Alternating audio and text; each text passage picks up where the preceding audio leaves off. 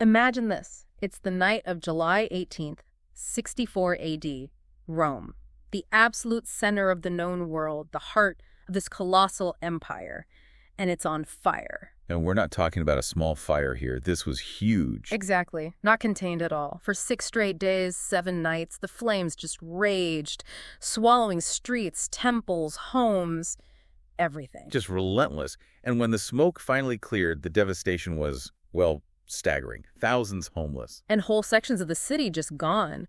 3 of Rome's 14 districts were completely wiped out. Eventually, 10 districts were basically in ruins. It's almost impossible to really grasp the scale. And almost immediately in that chaos, whispers started. Whispers about one person in particular, Nero. Right, the emperor himself. It seems like that suspicion started circulating incredibly quickly, didn't it? It really did. So that's what we're diving into today, this central mystery. Was Nero actually to blame? Is that image true him on a balcony playing his lyre while Rome burned below? Or is it something else? Maybe a really effective smear campaign that's just lasted for centuries. That's the plan. We're going to explore the fire itself, the fear it created, and this enduring image of Nero. We really want to try and sift through the myths and get closer to the truth. Sounds good. Where do we start? Let's really unpack that night. The night Rome burned. Now, the fire most likely started, pretty mundanely, in a wooden shop, probably near the Circus Maximus. Yeah, the big chariot racing stadium. But you have to understand, Rome itself was incredibly vulnerable. How so? Well, think about it.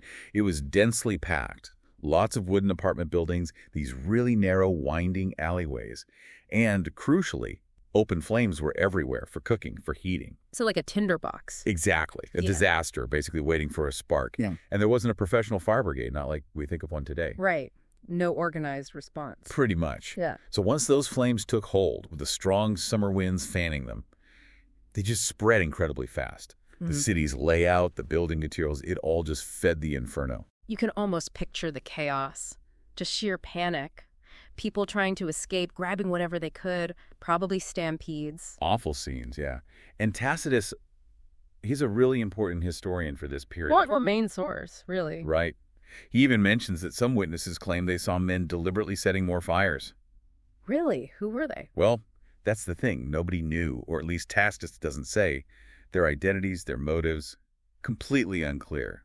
But it adds another layer, doesn't it? It definitely fuels the someone must be responsible idea. Absolutely. Because by the time it was over, the physical damage was immense.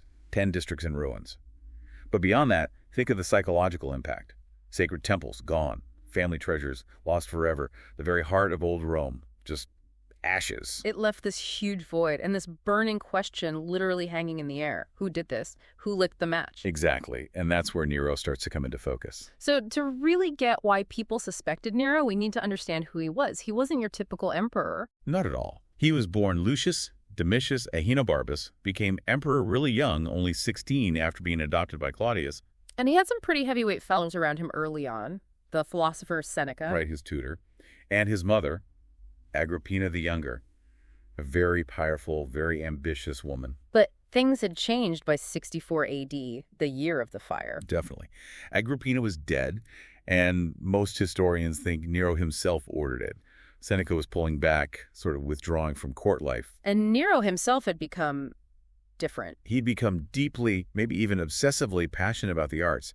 Music, acting, poetry, chariot racing. And he didn't just appreciate them, right? He participated. Oh, absolutely. He performed publicly, sang play the kithara, that's a type of lyre. He acted in tragedies. He even competed in the Olympic Games and, well, made sure he won. Which must have seemed odd to the Romans. Odd is putting it mildly. To the Roman elite, the aristocracy, this is outrageous. Emperors were supposed to be generals, leaders, symbols of Roman strength and dignity. Not performers.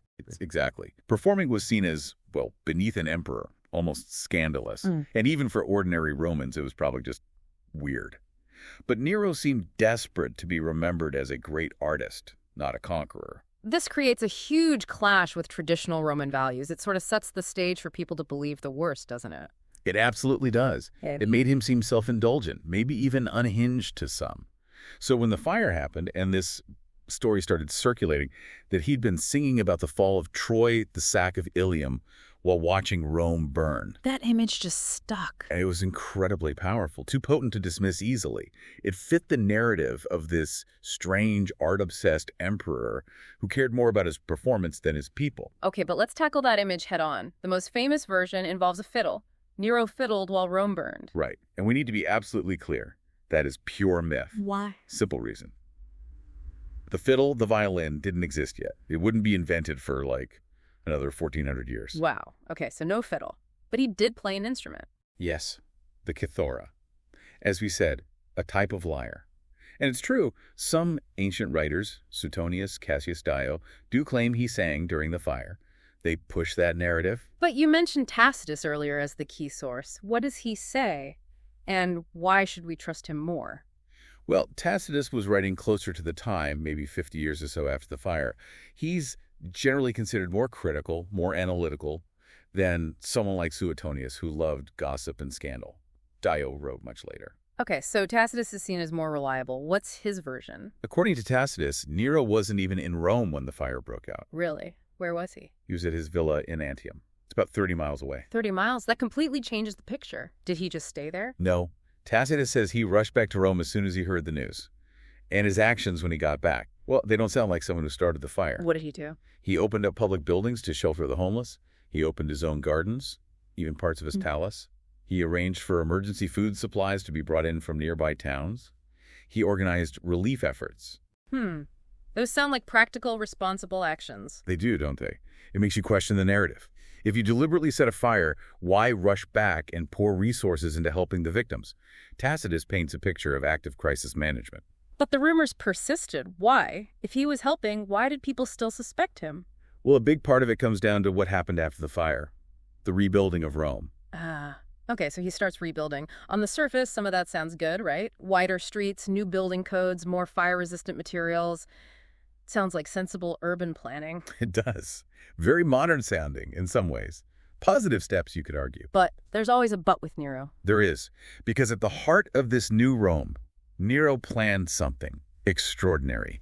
His Domus Aurea, the Golden House. The Golden House. Okay, tell us about that. It wasn't just a new palace, was it? Oh, no. This was extravagance on an unbelievable scale, dripping with marble, gold leaf, precious stones. It had intricate mosaics, ingenious fountains, baths fed with seawater and sulfur water. I heard about a rotating dining room. Yes. Apparently, the ceiling of the main dining room revolved day and night, mimicking the heavens. And outside, an enormous park, vineyards, pastures, wild animals, even a huge artificial lake right in the middle of the city. An artificial lake in the area flattened by the fire. Exactly. This massive, luxurious complex swallowed up a huge chunk of the devastated city center. I can see how that might look bad. While thousands are homeless, he's building this fantasy land for himself. Precisely. To many Romans who had lost everything, the Domus Aurea seemed like the ultimate act of arrogance, a slap in the face. So it fueled the suspicion that maybe the fire wasn't an accident, but a convenient way to clear the land he wanted. It absolutely fueled it. It made the idea that he planned the fire, or at least welcomed it, seem much more plausible to a lot of people. It looked like his ultimate vanity project built on the ashes of their homes. Okay, so the rumors are swirling. The Domus Aurea is causing outrage. His popularity is probably plummeting. Nero's cornered. He is. He desperately needs to shift the blame. He needs a scapegoat. And he finds one. He does. He points the finger at a relatively small and, frankly, quite misunderstood group. The Christians. Why them? They were already unpopular, kind of secretive from the Roman perspective. They refused to worship the Roman gods, which was seen as unpatriotic, even dangerous. They talked about their own kingdom. They held private meetings. All this made them seem suspicious. So an easy target. A very convenient one. Many Romans already viewed them as secretive, maybe even sinister, easy to paint them as villains. Yeah, Nero doesn't hold back. Not at all. He accuses the Christians of arson, of starting the Great Fire. And he launches this absolutely horrific wave of persecution. Tacitus describes this too, doesn't he? Yes, vividly and grimly. He writes about Christians being torn apart by dogs, crucified or coated in flammable material, and set alight. Burned alive. Yes, used as human torches to light up Nero's garden parties at night. It's a truly sickening image. Utterly brutal. It shows how desperate he must have been and how cruel. Absolutely. Yeah. This was the first major state-sponsored persecution of Christians by the Roman Empire. And ironically, while it might have deflected blame from Nero temporarily, it had a profound long-term effect. How so? It helped forge the identity of Christians as martyrs. Their suffering under Nero became a foundational story for the early church, cementing their image and, in a strange way, contributing to their eventual resilience and spread. So Nero's plan backfired in the long run, but his own reign didn't last much longer after this, did it? No, things really started to unravel for him in the years after the fire. His spending was out of control. The Domus Aurea alone must have cost a fortune. The imperial treasury is draining fast. And he must have made a lot of enemies. He certainly did. Powerful people were plotting against him. Then in 68 AD, things came to a head. A revolt broke out in Spain, led by a governor named Galba. And the army, did they stick with Nero? Crucially, no. Support started to crumble. The Praetorian Guard, his own bodyguards, abandoned him. Eventually, the Senate, sensing the shift, declared Nero a public enemy. Which was basically a death sentence. Effectively, yes. Anyone could kill him without punishment. So what did he do? He fled Rome in disguise, ended up hiding in a village just outside the city. But one by one, his last companions deserted him. He knew the end was near. Did he fight? No. Reports say he panicked, couldn't bring himself to do it. He apparently begged one of his remaining servants or freedmen to kill him first, to show him how. Eventually, with soldiers closing in, he needed help to plunge a dagger into his own throat. A rather undignified end for an emperor. Very much so.